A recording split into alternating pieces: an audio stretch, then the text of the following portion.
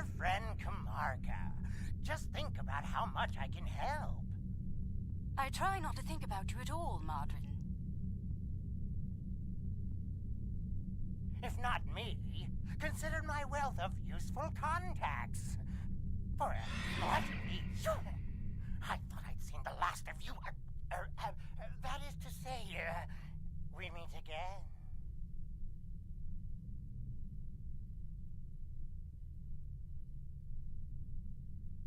Oh, come now. I'm sure we can reach an agreement that is to everyone's liking. I'm prepared to offer you an exclusive, once-in-a-lifetime investment opportunity. Thank you. That insistent Ferengi has been trying to make new trade deals with us since he first visited our system. Oh, everything he tries to sell is either broken or worthless. Thank you. It's good to see you again, and under much better circumstances. You'll be happy to know that our star remains stable. We've not seen any Tholian ships since the incident, thankfully. The decision to explore was somewhat controversial, however. Many Lucari were resistant to the notion. We settled this moon long ago, after we were forced to leave our dying homeworld of Kentar. It was a difficult journey for us. Once we found our new home, no one was very excited about space travel. Still, the exploration initiative passed. Considering my experience, my people have chosen me to command the LSS Concordium. It was an honor I proudly accepted. Our ship is ready to go, and you are.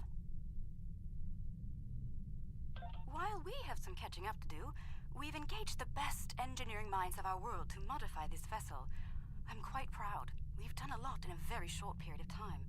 We've added some of your defensive technology to this ship, as well as some warp drive upgrades. The Concordium is now capable of sustaining a top speed of just over Warp 4. Our collaboration with your engineers has been quite inspirational. We've started work on a starship of our own design, one of many to follow the Concordium to the stars. Our ship is ready to go, and you are. For our maiden voyage, I've chosen a star that is close enough to be within reach, but still just outside the area of space that you've explored, and obviously one that we haven't visited yet. According to your star charts, it's a yellow-white star called 20 Draconis. This isn't over. Believe me, the next meeting will be on my terms.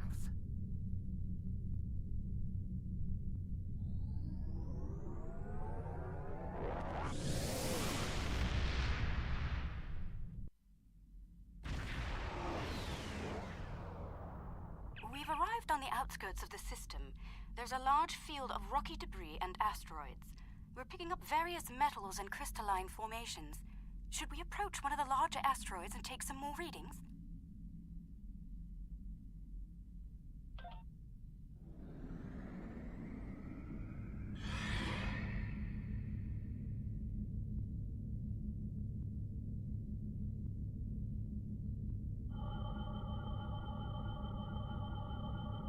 Readings coming in now.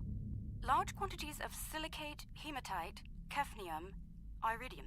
Crystalline structures appear to be the result of deposits created under a heavy impact. Perhaps this asteroid was part of a larger one that broke up in a collision. Heading deeper into the field may yield more clues. Sensors are picking up some movement on the far side of the asteroid. Not simple orbiting debris either. Cosmozoans! They're beautiful. Do you have any information about them?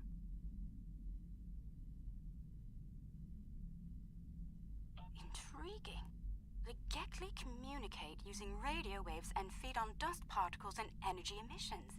And, it seems an adjustment of our EM band is in order. I don't like the idea of the Concordium becoming a Gekli food source.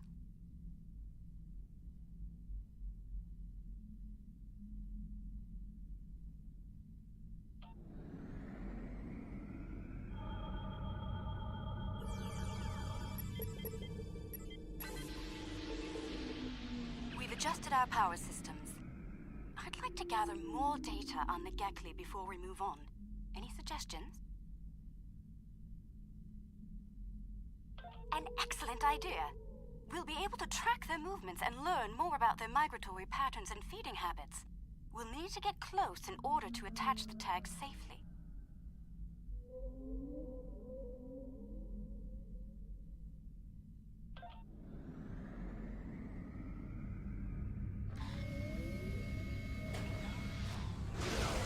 Data's coming in from the Gekli. I'd like to expand the number of tagged subjects to optimize data collection. Let's get close enough to slip in with a pod and join them in their swimming.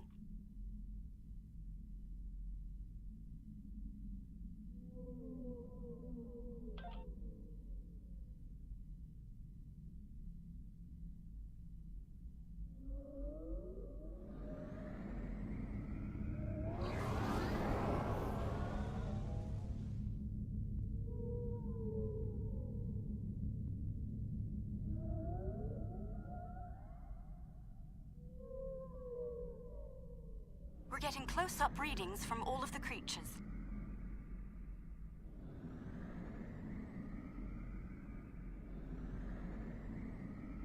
They're treating us like one of their own. They're trying to talk to us with their radio waves. That was incredible. What a singular experience. We've spotted a larger group of them in an area not too far from here.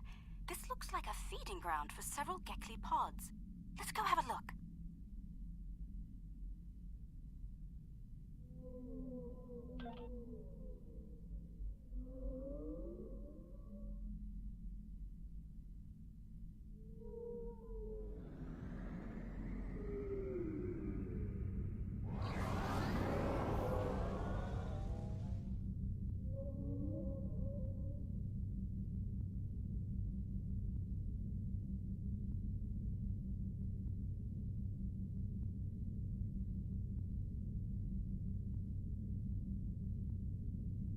There are signs that several Gekli pods frequent this area. There's a lot of dust and particulate matter, but we can't see how the asteroids are getting broken down. I think there's something we're not seeing on the visible spectrum.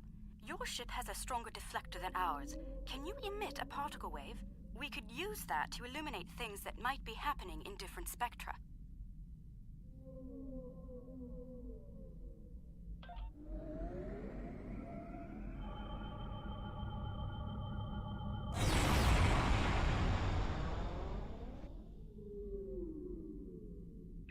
Kind of subspace shearing here.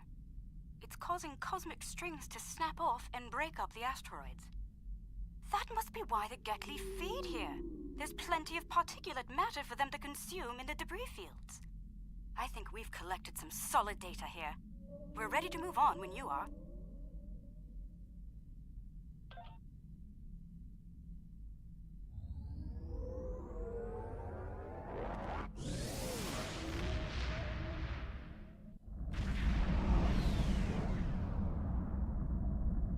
Sensors are reading a swarm of comets passing by this stellar body. They look to have an orbital period of about 173 of your standard years. I'd like to know if they came from outside of the system and were caught in its gravity, or if they originated here. Shall we take some scans?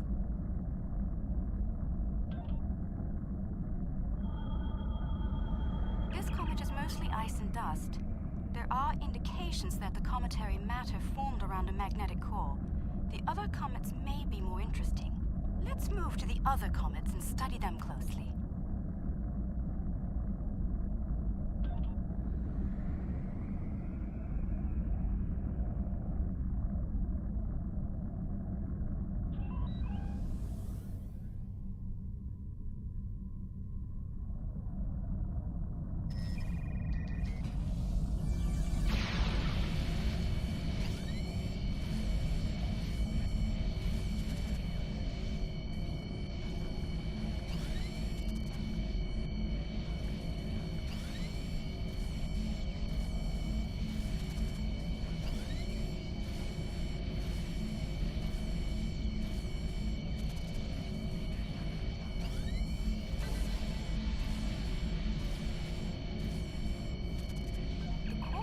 shows signs of magnetic radioactive matter. This comet may have seen some interesting particle fields in its wandering.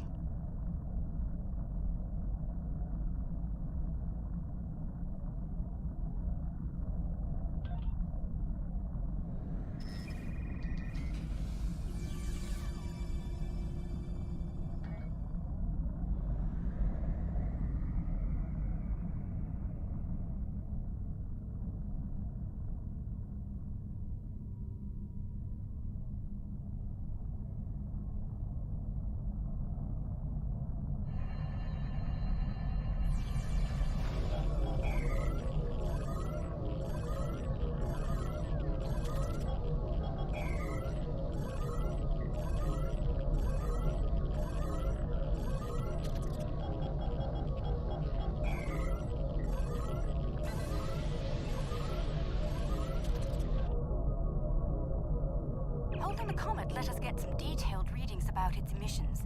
Based on the structure of its silicate crystals, it's been in a pattern. It picks up energy from its trip near the star, then loses that energy as it loops past the planets. It's like ice melting and refreezing, but it seems to lose a large quantity of energy all at once near here. I'm not sure why. The radioactivity should be steady.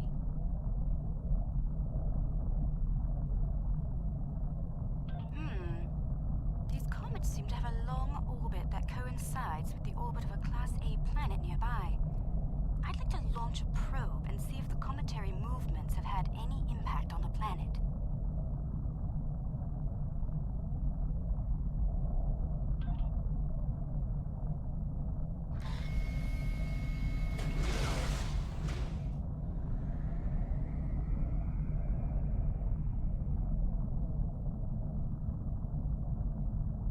Probe data received.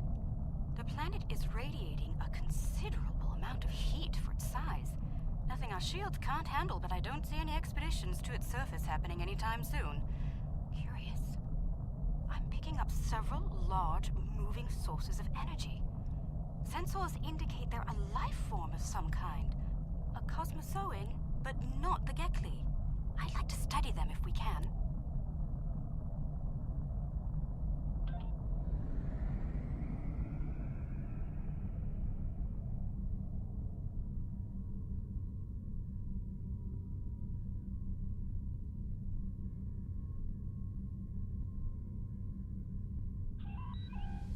The planet is geothermal in nature. Its surface is partially molten.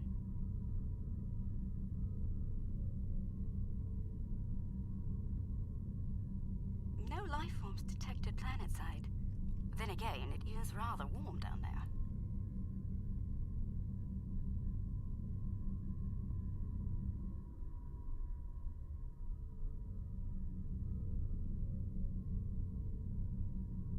There they are. Magnificent, aren't they?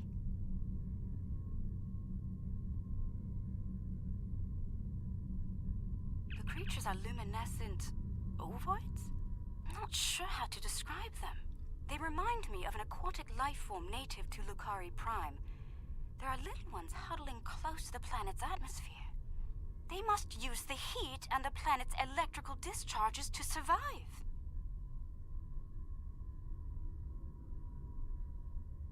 Interesting.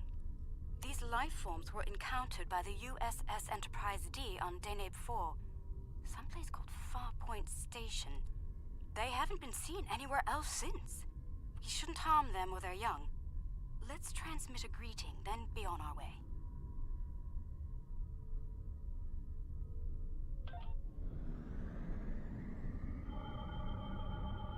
The color display must be a form of communication.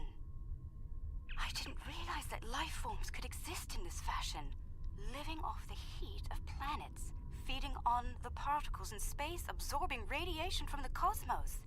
There's so much to see. Let's head to the next planet in the system and see what's there.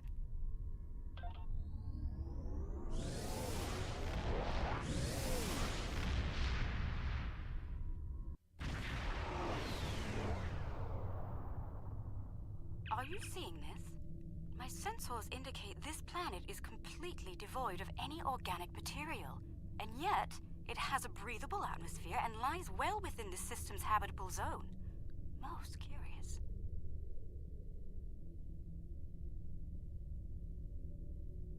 I'm picking up residual levels of radiation. Oh my. I believe I know what happened to this world. Some kind of proto-matter wave happened here. Not if you know how to resolve the chaotic turbulence with a tarfine reduction. This was a recent event. Some kind of proto-matter incident happened, and it wiped out all life on the planet.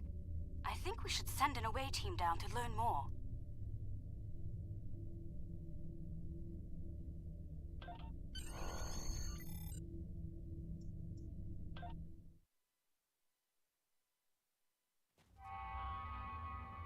Oh, not sure I'll ever get used to transporters. Let's see. Initial scans suggest this area used to be inhabited, but I can't find a single trace of organic matter. None.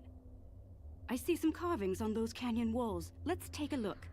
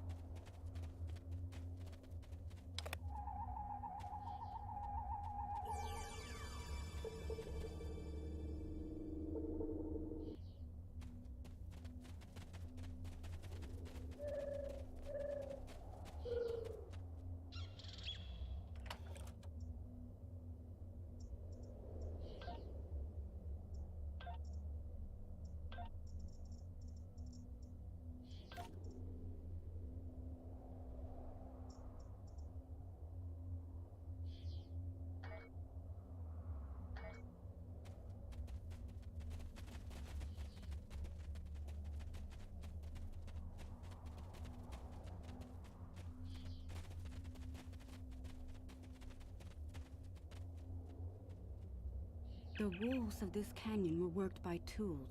I'm sure of it. Sentient life forms lived here. Until the proto-matter detonation. This pillar here, it seems to be a sign pointing to that canyon.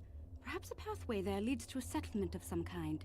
I'm reading metallic objects there as well. Shall we take a look?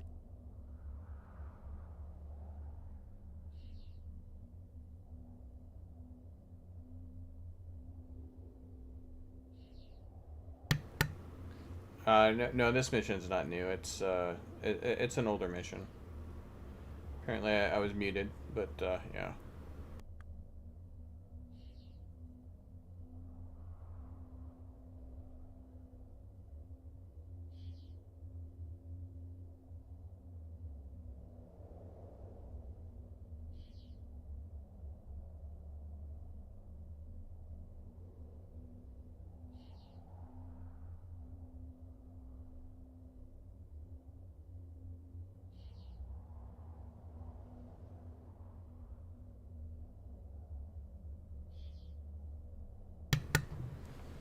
Oh. You know, I've been streaming for about 25 minutes now, and just now realized that I've been muted. Only when somebody knocked on my door to ask me a question did I realize I was muted, because I looked up to mute myself. But yeah, this is part of the New Frontier story arc, which is probably one of my favorite missions. It is probably just about as Star Trek-y of an episode as you get. This whole storyline, the New Frontier storylines, is very Star Trek-ish in its writing.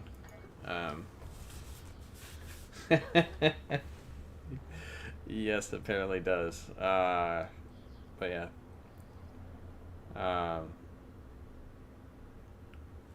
But it's a good one. Like I say, if you do like what you see, go ahead and give me a like, and if you'd like to see more, hit that subscribe button and that notification bell. You will be notified when I stream again. And welcome back, Sean. Good to see you.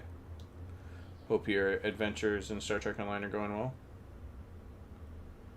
Yes, let's follow this path through the canyon.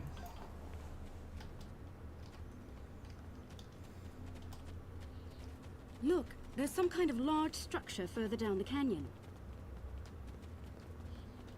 And I want to say, one of the best things about this mission is it's actually a continuation of a Temporal arc story. It is a continuation of Painful Omens here. Because you get to find out what happened at the end of that one. Look at the size of that plaza. These people must have had quite a developed culture. Let's take some readings up there. This looks like a town square or ceremonial center of some kind. I see some murals on the far side of the square over there by that arch. I'd like to examine them. They might tell us more about this place. Agreed. Let's examine the nearby murals.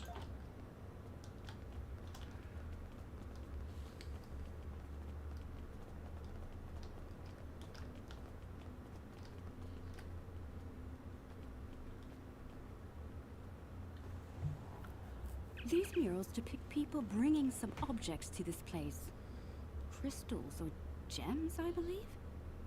They built their settlement around this site. I believe it was a place of great significance to them. The next mural may hold more clues for us. All right, let's have a look. Yeah, let's go ahead and check the next mural.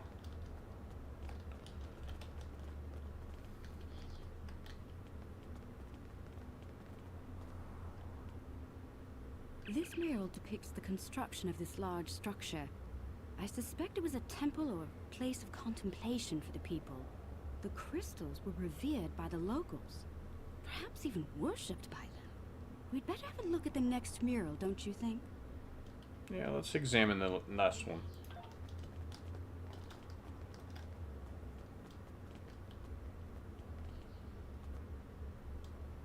The crystals depicted in this mural appear to be growing for some reason. I wonder if this is a symbolic or literal representation of events. Perhaps the structure needed to be modified to hold the volume of crystals they collected over the years. Yeah, the crystals may grow through natural means as well. Quite the enigma we found here. I suspect there's more to be found inside. Getting there will be a challenge, however. According to my scans, these pillars are connected to some kind of massive mechanical structure. Probably the peak of technology for these people. I believe it's some kind of opening mechanism for the structure's door. Can we open it by deploying some kind of device? Or using our tricorders? We could probably force it open, but that could damage the structure, and too much force could even collapse it entirely. I suggest we create a holographic forensic reconstruction. Holographic reconstruction of local life? Yes, it would be based on analysis of things like footprints, wear patterns, and local construction. We can learn what people did here, how they went about their lives, and how they made the device work. We'd be watching a replay of history, roughly speaking. Let's start by gathering information from relics and leftover traces of the people who once lived here. Alright, let's look for old tools, footprints, or anything could tell us about them.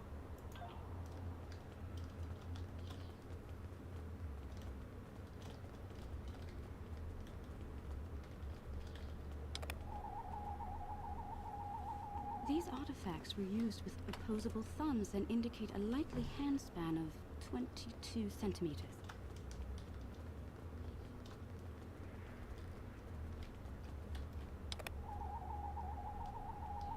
Based on these footprints, these people had a stride that places them at about 1.6 meters on average.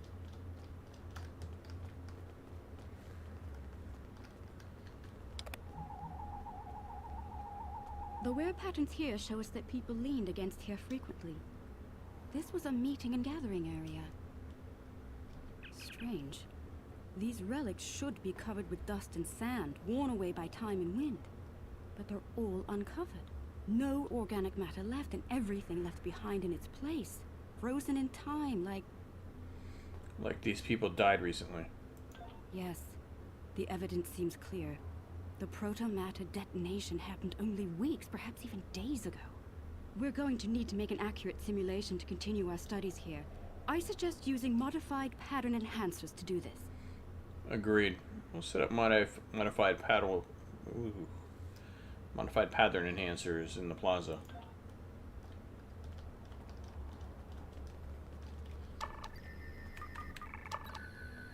Enhancers online.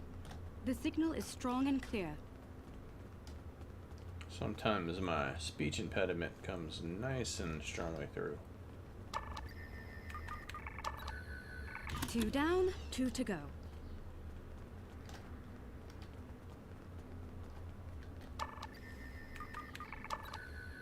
That's 3. 1 more and we'll be ready.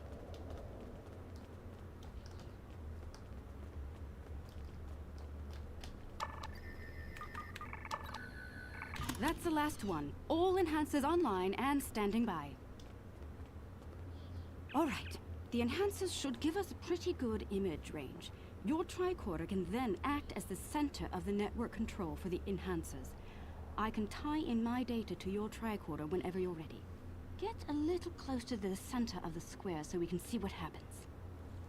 Okay, appreciate that. Alright, let's get close to the pattern center and so we can begin.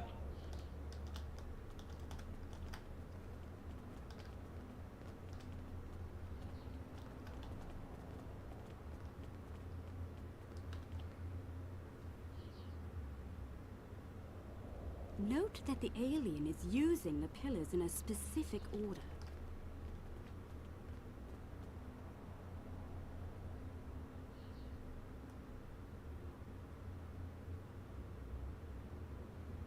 They're making the murals match up on each pillar.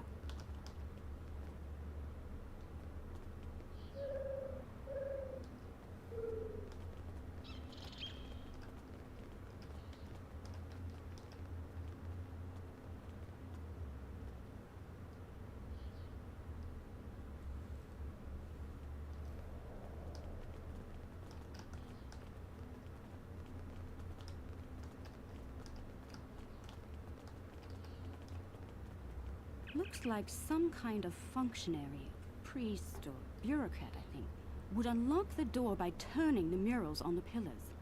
The top mural on each pillar seems to be locked in place for reference. We should follow the order they used on the pillar murals. If we can turn them correctly, I believe we'll unlock the door. Turn the murals on the pillar in the proper order. Unlock the doors. Got it.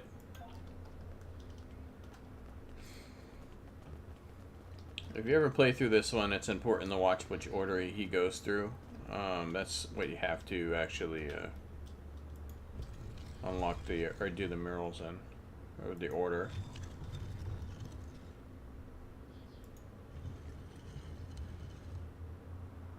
So they did a Z pattern. That's the first pillar set in place.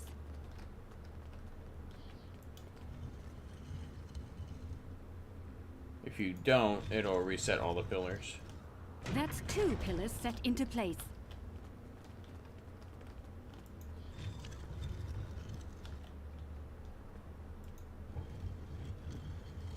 Three pillars are locked in now.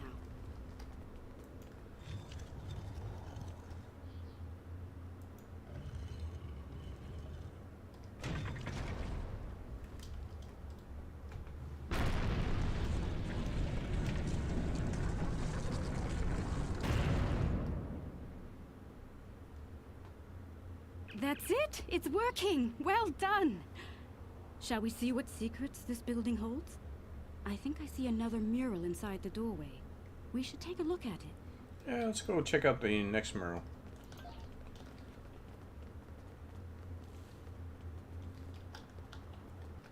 Dun dun dun.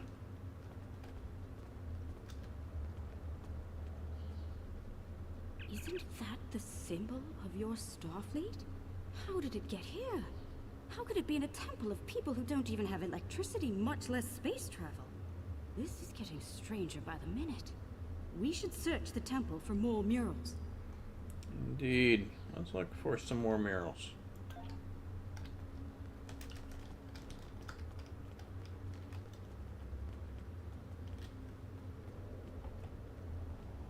Those people in the picture, they don't look like the others.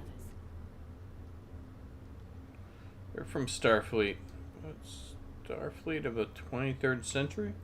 What happened here? If Starfleet officers contacted this civilization in the past, why wouldn't you have a record of it? We should head deeper into the temple and continue our search. Affirmative. Time to search for more answers deeper. I think the panel on the wall here can be pushed to open something. I just realized something. It would have been really awkward if I got into a combat and tried to kill things with my Red Riker rifle.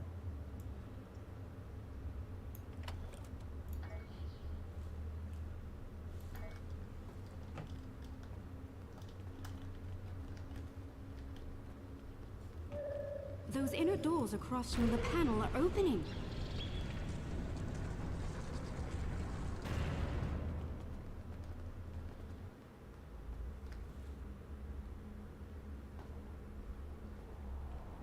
What is all of this?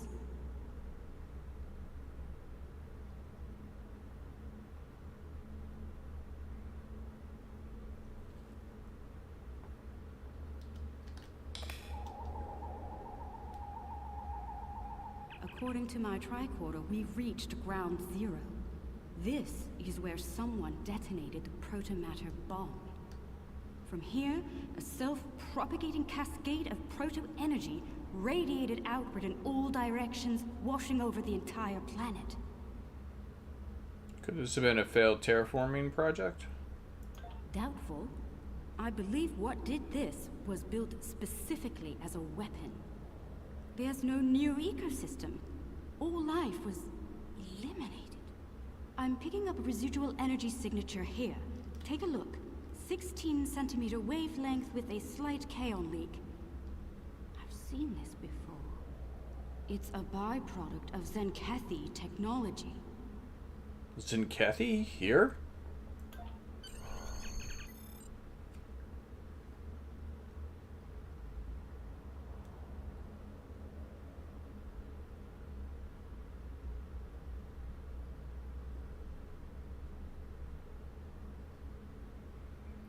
Give me a site-to-site transport directly to the station. Keep the Lakari ship protected.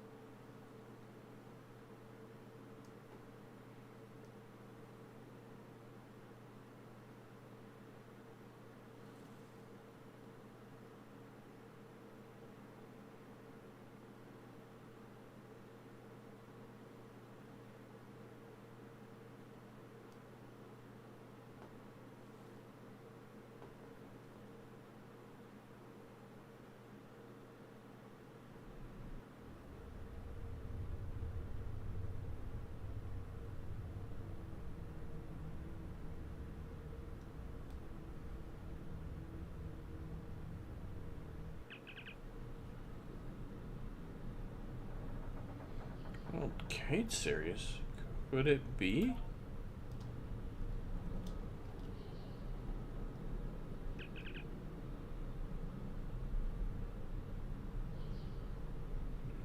$140 to be precise. I remember. I was there.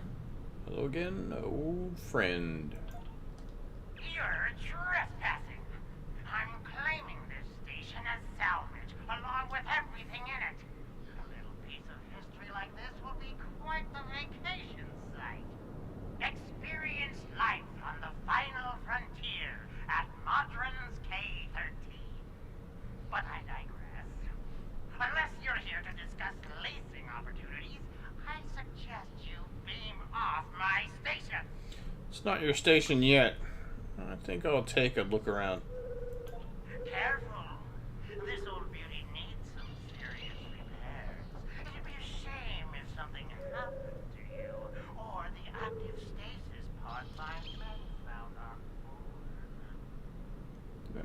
see it. Nothing like that happens, Damon.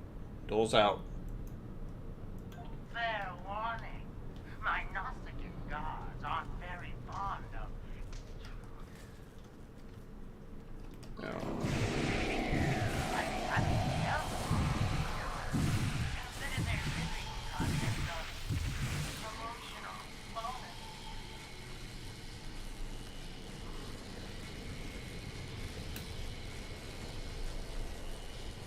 Chief Engineer's Log, March 18th, 1570. Had a discussion this morning with security about our Klingon prisoners in the brig. We can't just leave them locked up, or execute them, or exile them on the planet below. Setting them free isn't a popular notion either. We're still looking for options, but I think the stasis pods we have in medical will come in handy real soon.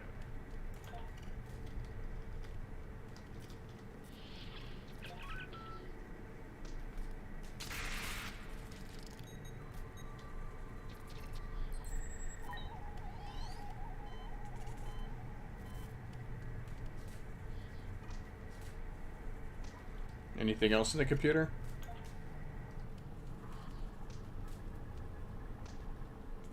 Let's hear it. Chief Engineer's Log, Supplemental. By my account, we've been hurled back in time to the 16th century. To make matters worse, we're a very long way from the Deneva system. None of our shuttles are warp capable, and even if we could get to Earth, we'd be in the wrong time. In short, we're stuck. There's nothing to do now but wait and try to conjure up a way to get back to the right time.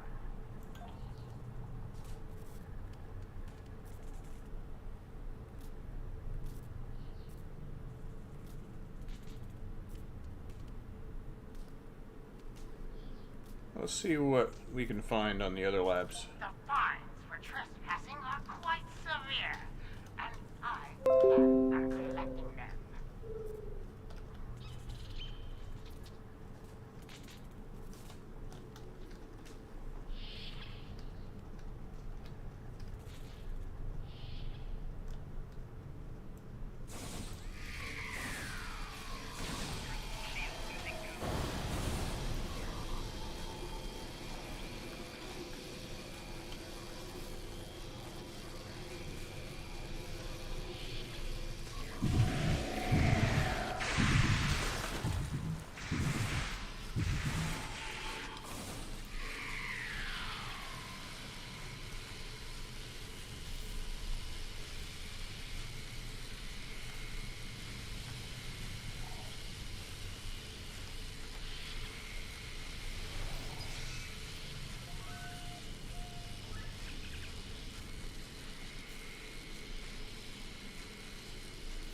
Good work. Any more information?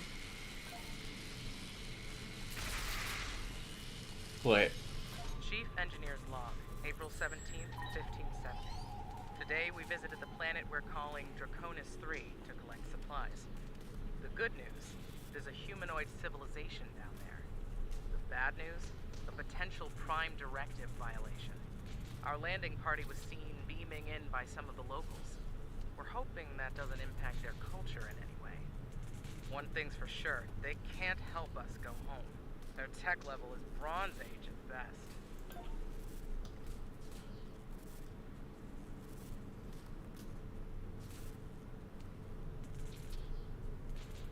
Acknowledge. Let's secure the central hub. Trying my patience is going to cost you dearly.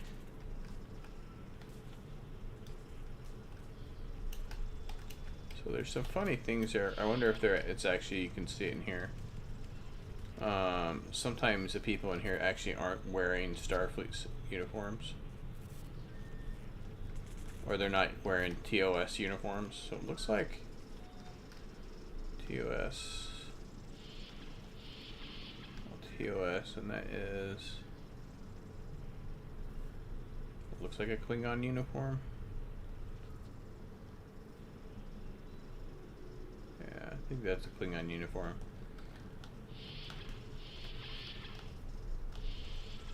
Chief Engineer's Log, August 6th, 1570. The Warp Booster Sled project is officially a bust. When we tried to spin up the coils, we couldn't get a stable warp field.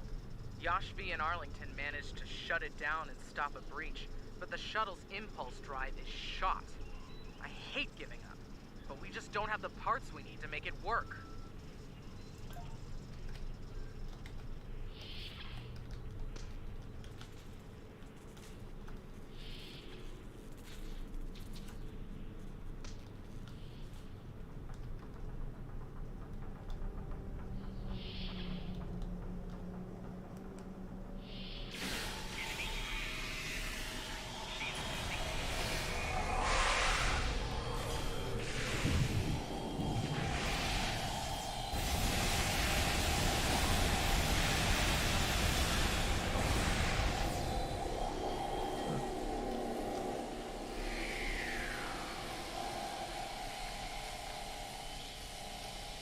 It attack the people that's in the room. If you ever notice, Modron and Nausicaan are hiding in there.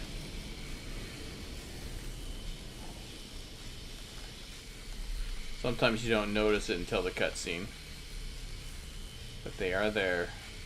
Chief Engineer's Log, July 9th, 1571. It's decided. Most of us are going into cryosleep. Those who stay awake, well, there's the rub.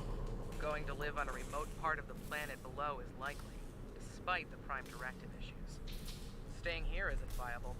When the supplies are gone and the remaining power is in the stasis pods, anyone left is a goner. This station will be it.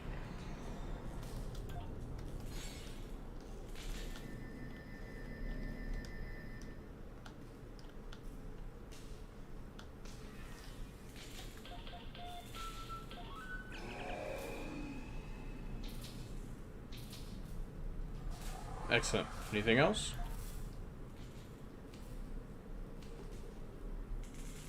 Put it on screen. Chief Engineer's Log, July 26th, 1571. Most of us went into stasis this morning. There weren't enough pods for everyone. 3 of us had to stay awake. We drew lots.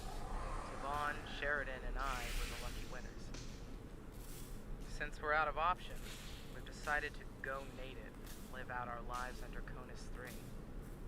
Hopefully, one day our records will be found, and the people of Station K-13 will be remembered.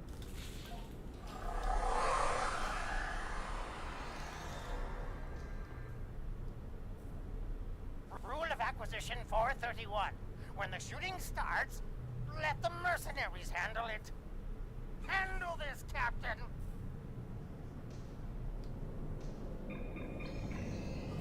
Oh, Roger. Coward. The crime is trespassing. I really feel sorry for you.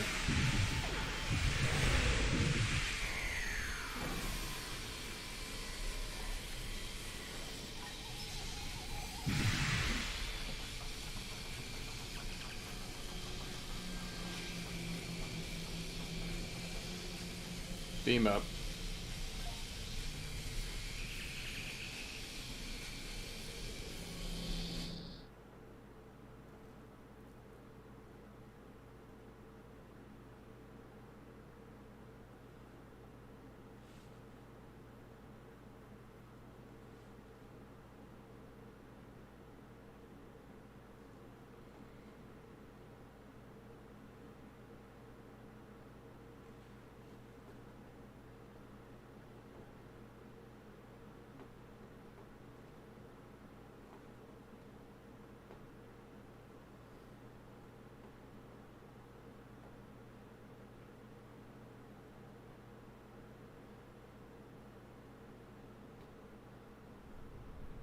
I see you took out the Nausicaans on my station.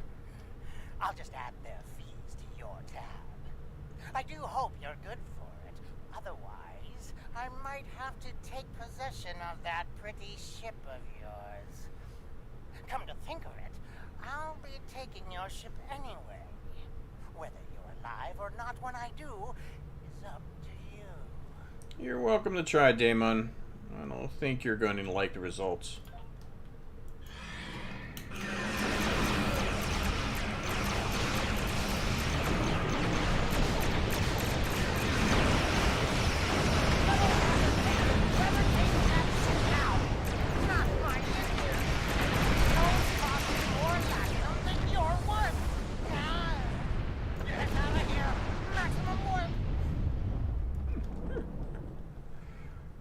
That was quite an adventure.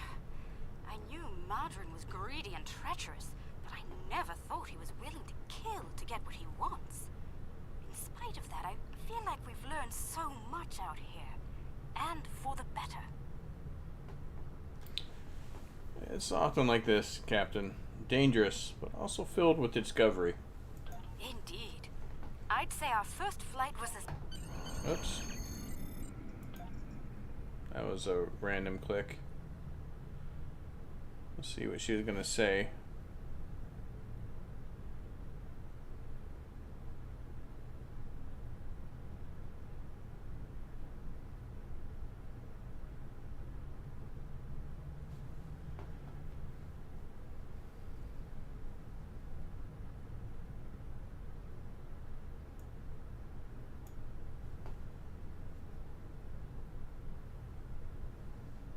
Wait.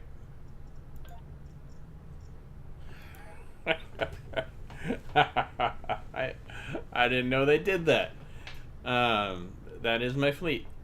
I didn't know they put the fleet name in there.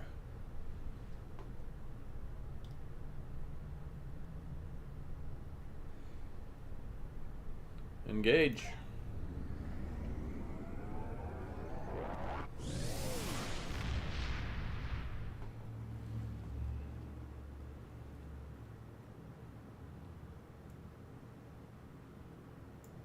I'm happy to hear the Lucari handled their first experience with space exploration well.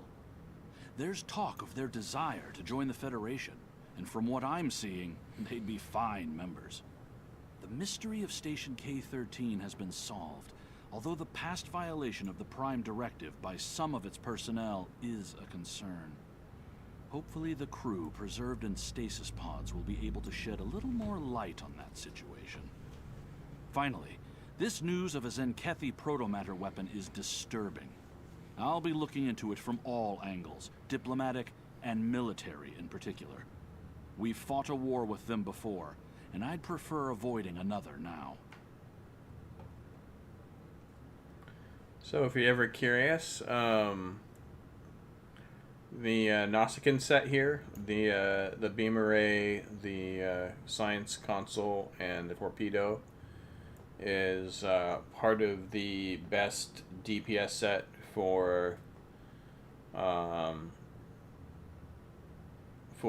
disruptors. At least the disruptor beam array and the console is. Torpedo not so much. The Discovery reputation torpedo is basically the best torpedo and 90% of the weapon builds, but both the disruptor weapon and the console you'll find on a lot of DPS builds for disruptors. And I really don't need any of this stuff. What's the damage on this? That actually might be pretty high. Yeah, we'll just pick up some disruptor beams.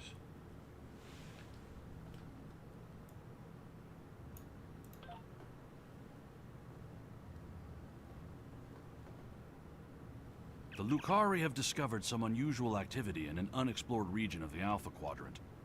The data suggests another weaponized use of protomatter, similar to what happened recently at Draconis 3. The Klingons have sent a ship out to assist with the Lucari investigation there, and we'd like you to join them. If the Zenkethi are involved, we need to know about it fast.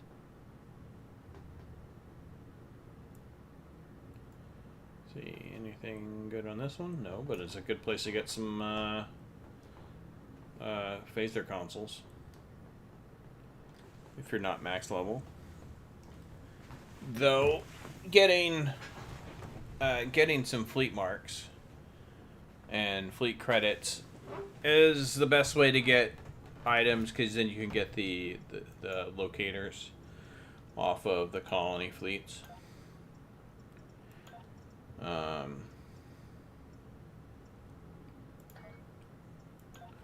That's what I was looking for.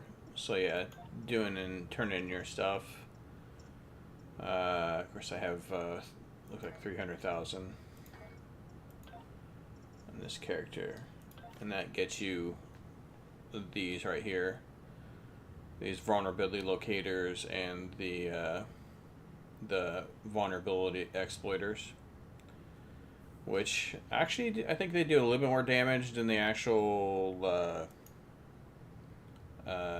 the tactical consoles, just the normal ones, and they add critical damage and critical hit to it depending on which ones you get. If you ever see anything like these consoles, there's two types of damage bonuses. There's Cat 1 and there's Cat 2. Basically anything that says plus X to insert this type of damage. That's category 1 damage. All the damage on this. So this weapon, I'm just gonna pull some stuff off of here. So if I pull these off, and I don't think I have anything else that actually does. I do have one phaser damage. We'll do that.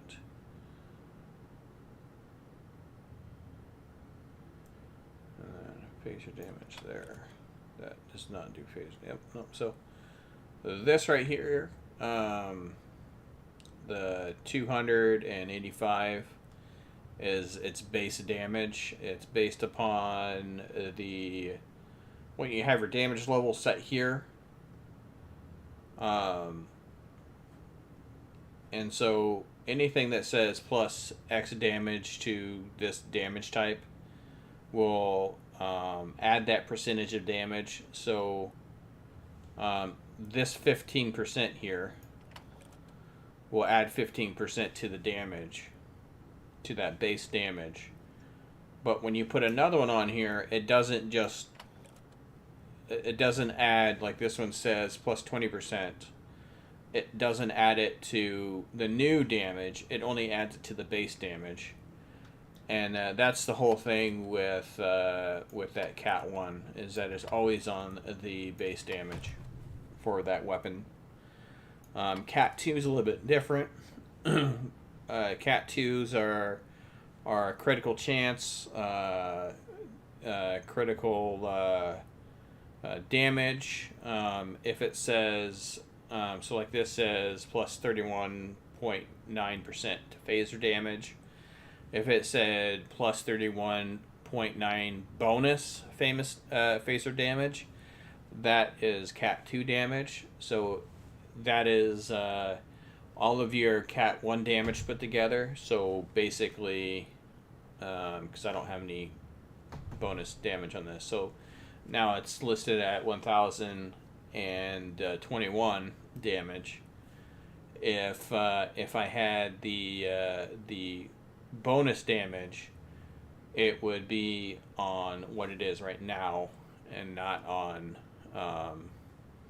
the base damage. So those are some things you can look at. So that's the reason why these are very important. And it's also the reason why something like this, the Lorca's console, is used by a lot of people, just because, well, one, it's a set bonus. I believe it has one of the better set bonus.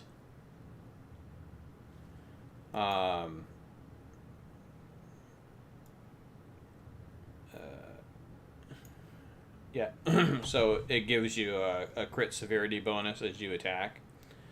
And then it also automatically launches a dark matter torpedo. This is the torpedo I was talking about. That's the Discovery torpedo, which basically almost every single build will include that torpedo into it. So these are just like some basic stuff. So yeah, these are actually these are at the, not the colony. I think I said colony earlier. I think those are at the Fleet Spire. And since I'm in between stuff, I'm just about ready to leave anyway. This is your colony fleet spire, the Solanae Dyson Spear. And I think the fleet has to be at a certain level before you get a transwarp to it, but if you get there, you can transwarp. The other way is you can get to your fleet base, which is pretty close to the Klingon one's close to Quinos, and the Federation one is very close to Sol. Just need to talk to the control there and ask Doc. And so I think this is a maxed out fleet, so this would have everything in it. So there's a lot of stuff in here, like a tailor. There's some personal requisitions and stuff like that. But the main thing you would want to look at is the space equipment vendor here. And then you'd have your critical hit consoles and critical damage consoles. The wisdom is, if you're playing a tactical character, crit damage is better. And consoles like this is because tactical characters have a lot of ways to gain critical hit. And there's a diminishing return on critical hit if you get too much. But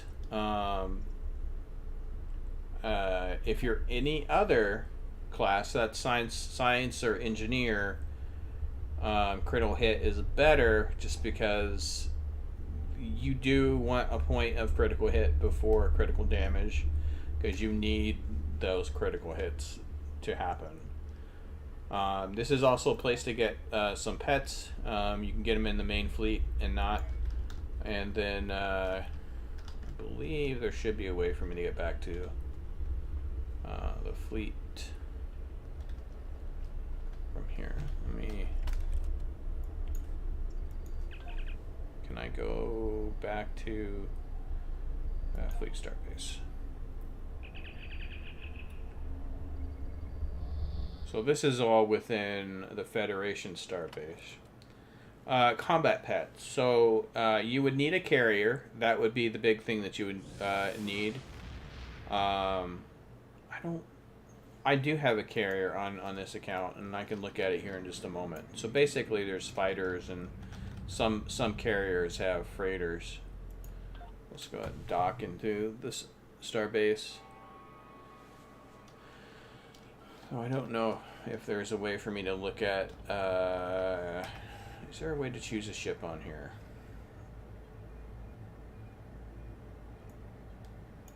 Choose a ship.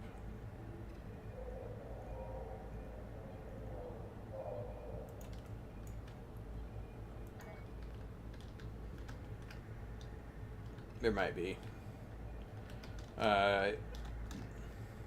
Yeah, so anything that has a combat pet on it, which are generally dreadnoughts have combat pets, carriers have combat pets, space requisitions. I think there's more here. Yeah, some more hangar pets here. This is where you're going to find most of your hangar pets. These are basically the best ones that you would end up getting.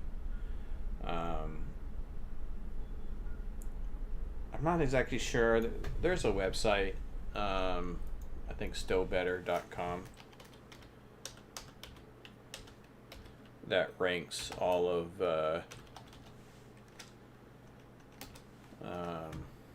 yeah, that's what it is. Stow Better.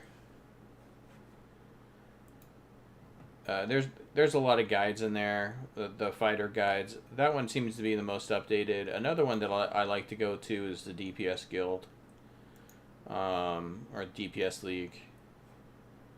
And there's some guides you can get off of the DPS League on to kind of give you an idea. This is like the cannons guide.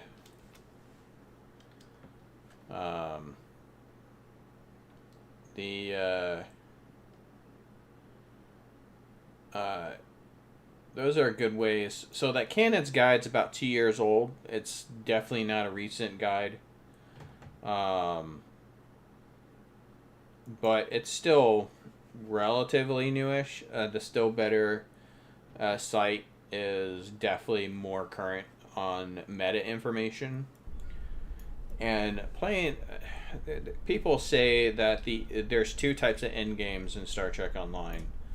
There is Space Barbie, which is you find a way to get the most pretty ship possible. If you've ever seen the image on my the screenshot for my videos, that is a Space Barbie put to where it's a collection of different Miranda type ships. See, I'm trying to think. Quartermaster. I think I should just go back to Earth Space Dock.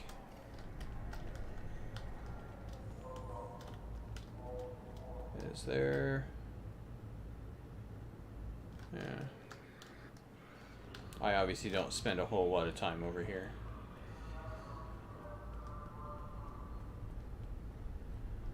We have a tribble problem too, apparently. Duty officers. Stardust crew.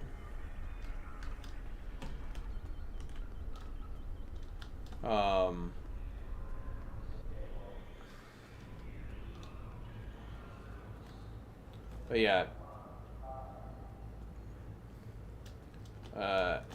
Back to, so yeah, those fighters go on the carriers, and then now I remember what I was actually coming here to do.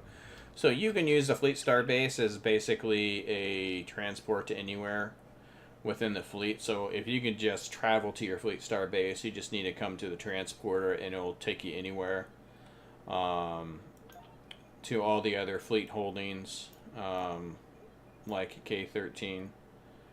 And then it also, you can go to the Colony World. Colony World's important just because there's some decent stuff that's non-rep based here.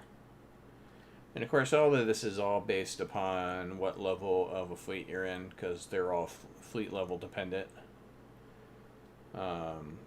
Generally, if you join a fleet that has a decent armada,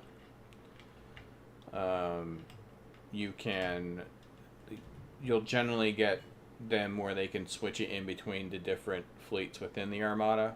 So if you're looking for something specific.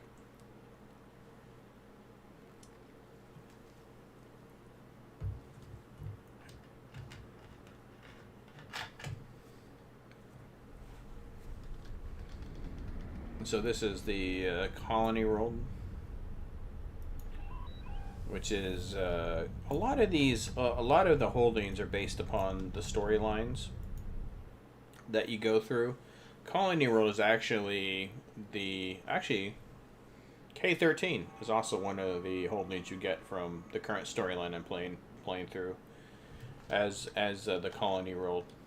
But in the Colony World, there's a couple actually things you should know about the Colony World. Colony World is a good place to get fleet marks. And you can get them with the Quartermaster here. There's some missions that you can do, which is collect ore, collect batteries, and collect luxuries. And they're just basically the mini games. One of them is the Ferengi here. You can come and talk to the Ferengi. Do a mission here. And you would gather some luxuries, and then, boy, I'm really getting distracted today.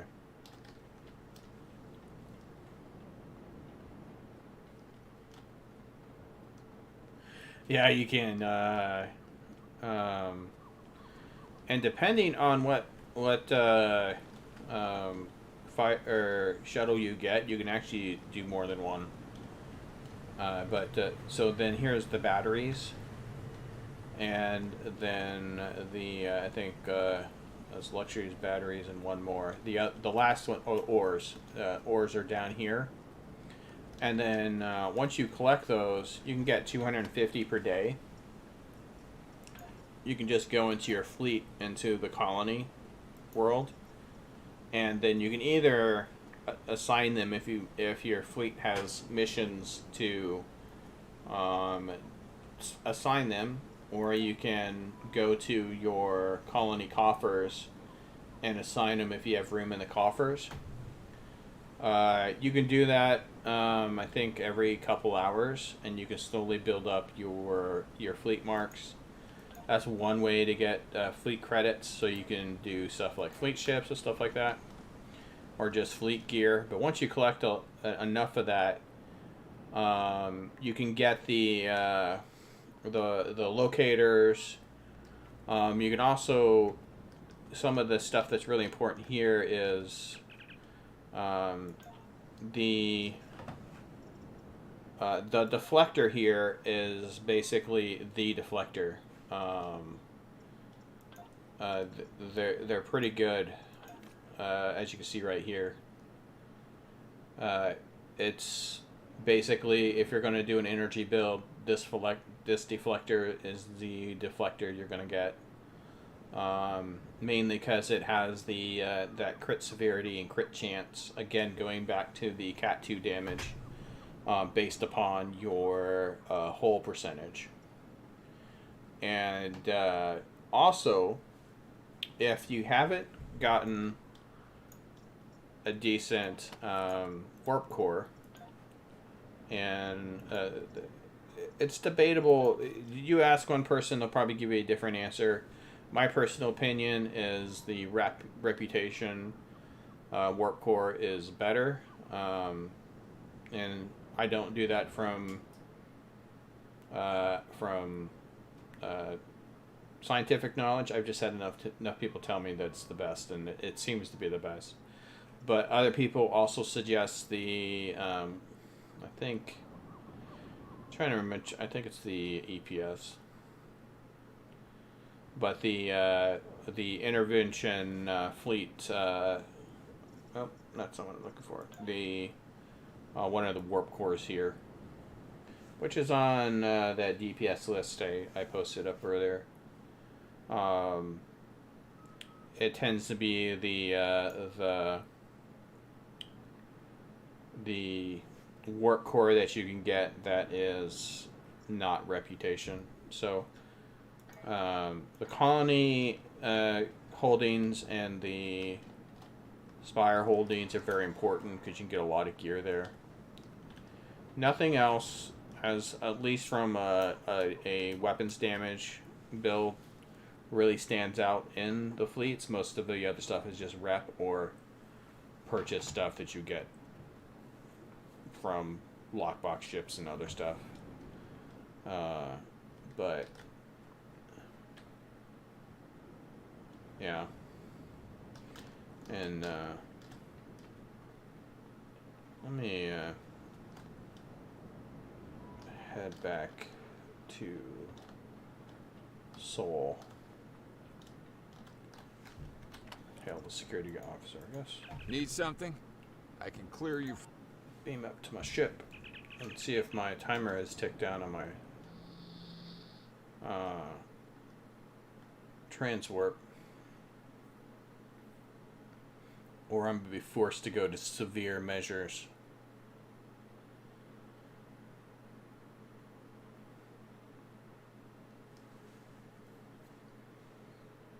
Another hint I can give you, if you need to transwarp somewhere, you don't have to wait for your transwarp to reset. It's because missions have free transwarps.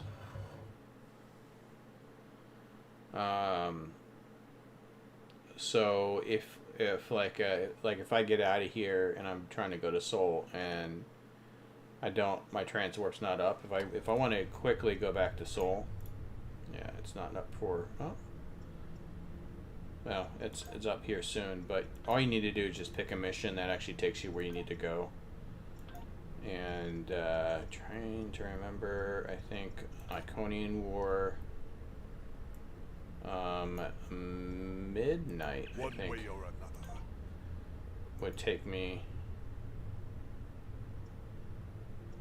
It does not take me back to Seoul.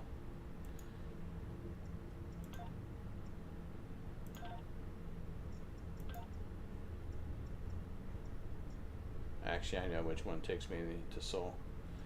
But yeah, so you can just easily just go to that to find the easy getaway back. I use it a lot to actually get to Deep Space Nine, just because all you need to do is just do a mission for Deep Space Nine. We are going to just use my transwarp.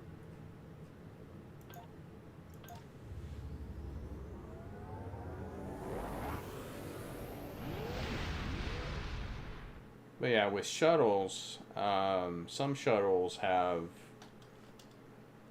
more than one bridge officer slot.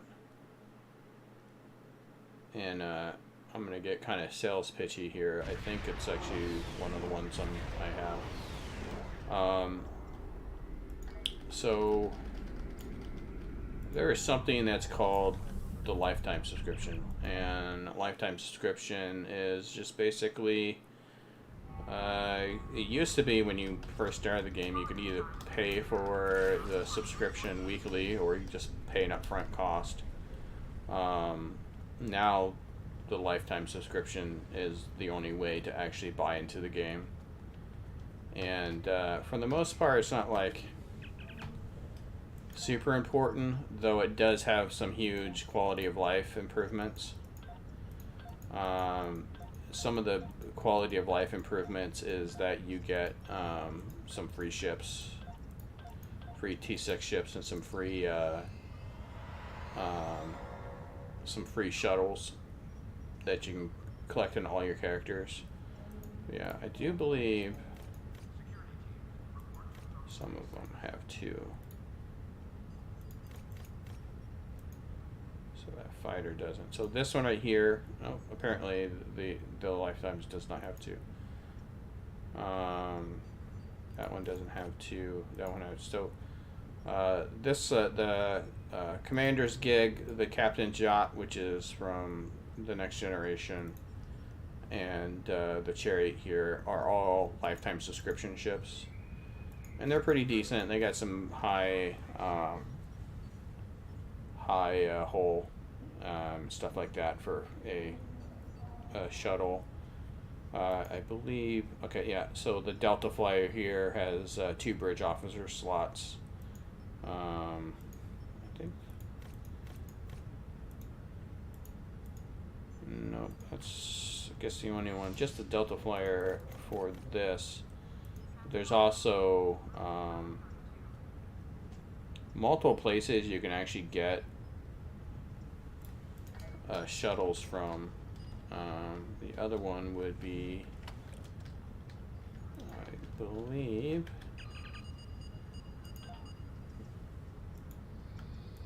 and this is my free-to-play account, so I don't have that much Lobby except for the free one that I got. But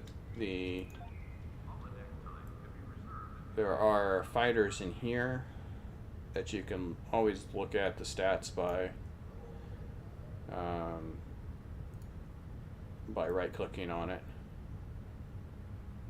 And does this have? Yeah, so like this Valdwar fighter also has 2 slots. There's more than a few of the special ones that have 2 slots. This also has 2 slots. Do they all have 2 slots?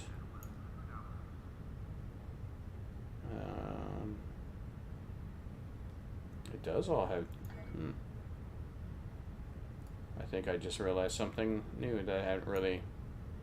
Oh, not that one. Not the Tholian one. Or was that the Ferengi one? That was the Ferengi one. The Voth fighter. Now the Voth fighter is probably one of the thickest ships out there. Of the but these are all through Lobby. Never buy anything on the Lobby store unless there's a sale, and Otherwise, you're just wasting money. A lot of stuff on the lobby store too can also be bought on the exchange, because they are not character or account bound. So if you see something in the lobby store that you want to buy, always go check the exchange first. So the advantage of having crew members is that you get crew abilities. So like fighters, for example, most fighters come with cannon scatter volley 1, so that's basically just like you're getting a bridge officer slot there, because you're getting cannon scatter volley. But it allows you to either have more offensive abilities, or maybe a defensive and an offensive ability and stuff like that. It just allows you to have more abilities on a ship, which just kind of just helps you survive or kill off a little bit faster. To be 100% honest with you, and this just comes from my experience over time, the shuttle missions were never accepted with excitement. So Star Trek Online just never really invested in shuttle missions. That's the reason why I think actively right now, I think there's only 2 shuttle missions that you can actually get right now, and one of them is hidden. It's the Vault, and the other one is there's 3, all based out of or 2 of them are based out of Deep Space Nine. But yeah, so they just never really invested a lot of time in shuttle missions. They tend to be very slow. Shuttles basically moved away from the T6 ideas. It used to be on ships. When you bought a ship, the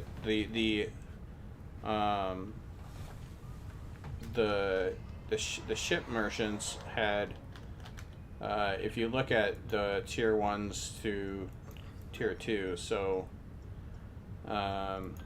like if we just look at the lieutenant ones here, so anything here that's 850 here, skip past the Constitution because that doesn't matter. So like this right here, and like this, these are all basically free ships you got for starting the game. And then anything that here that shows a Zen mark on it, or is either shows a Zen mark, or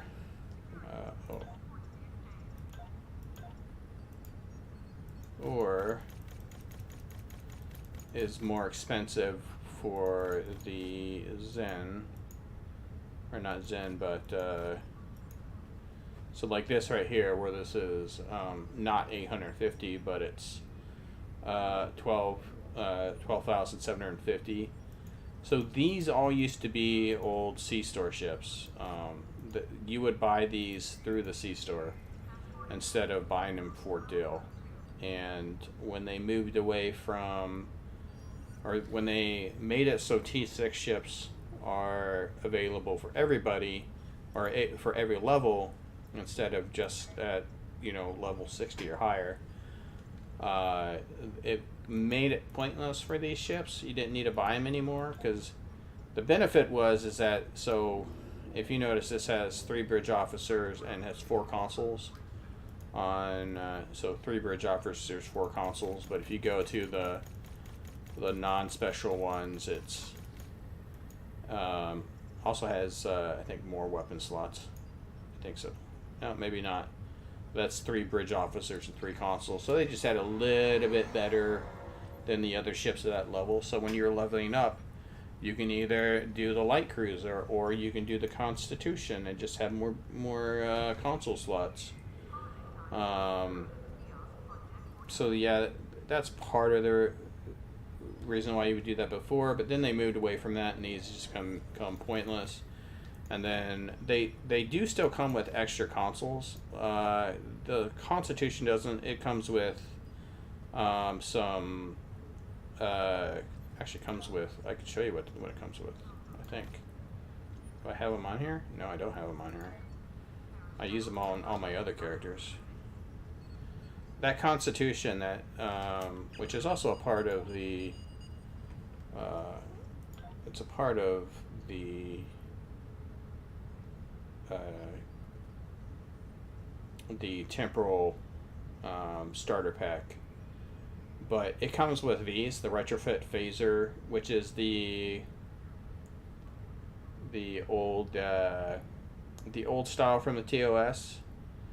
And the benefit of this is that the ship comes with two, and they are Infinity, just like this one here. When you first get them, they're not marked 12 or anything like that, so they level up with you, and so you can get them, then delete the ship, then go re-get the ship, get two more, and then you can basically fill out your whole ship. So a lot of my recruits that I did, when I leveled them up, just the free characters, I basically level them up with those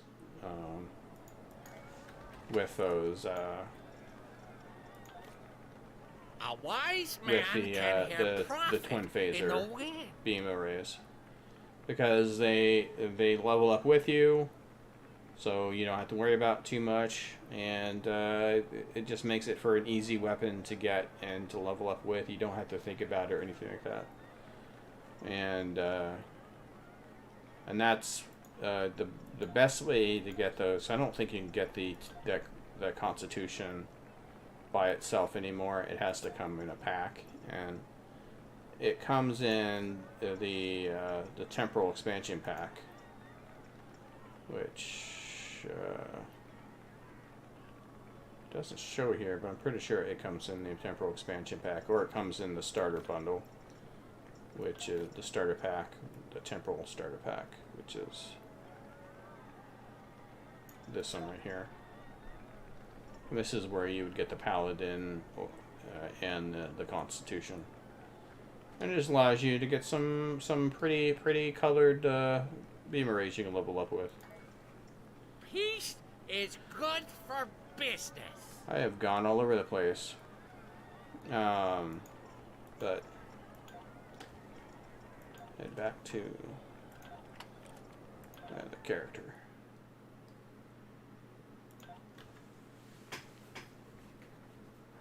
Peace is good for business.